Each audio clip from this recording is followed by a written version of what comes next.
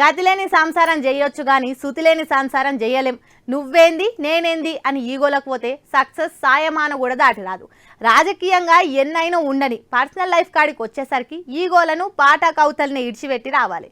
ఏమో మరి వైఎస్ రాజశేఖర్ రెడ్డి ఫ్యామిలీలా ఇవి పట్టాలు తప్పి పరుగులు తీస్తున్నాయని అంటుండ్రు నిపుణులు. షర్మిల మేడం కొడుకు వరపూజ మస్తు గ్రాండ్ గా జరిగింది. పొలిటికల్, బిజినెస్, సినిమాల సెలబ్రిటీలు మస్తు మంది పోయిర్రు. వచ్చిన వాళ్ళని వచ్చినట్టు ఎదురు పోయి వెల్కమ్ చెప్పి పిల్లగాని దగ్గరికి తీసుకుపోయింది Sharmila madam. Brother Anil sir కూడా ఆమెకు ఆసరైండు. వచ్చిన వాళ్ళు ఫ్లవర్ బొకేని చేతిలో పెడితే వాళ్ళకి నమస్కారం పెట్టి మర్యాద చేసింది షర్మిల మేడం. అందరూ వచ్చినప్పుడు జోస్తో కనిపించిన షర్మిల సొంతం అన్నొస్తే మాత్రం ఇడమొకం పెడమొకం అన్నట్టు దూరంగా నిలబడ్డదని అంటున్నారు పొలిటికల్ నిపుణులు. జగన్ రాకముందే మంచుమోహన్ బాబు ఫ్యామిలీ వస్తే వాళ్ళని దూరంకి వెళ్ళి రండి అని వెల్కమ్ చెప్పి పిల్లగాని దగ్గర తీసుకుపోయి పరిచయం చేపించింది. వాళ్ళు పక్కన జరిగిన 5-6 నిమిషాలకే వాళ్ళ అన్న వదిన వస్తే మాత్రము ఏదో బయటలో వచ్చినట్టు దూరంగా నిలబడ్డదట. ఇక జగనే ఉండబట్టలేక ఇక్కడ రాను అని ఎంత వెలిసినా రాలేదట.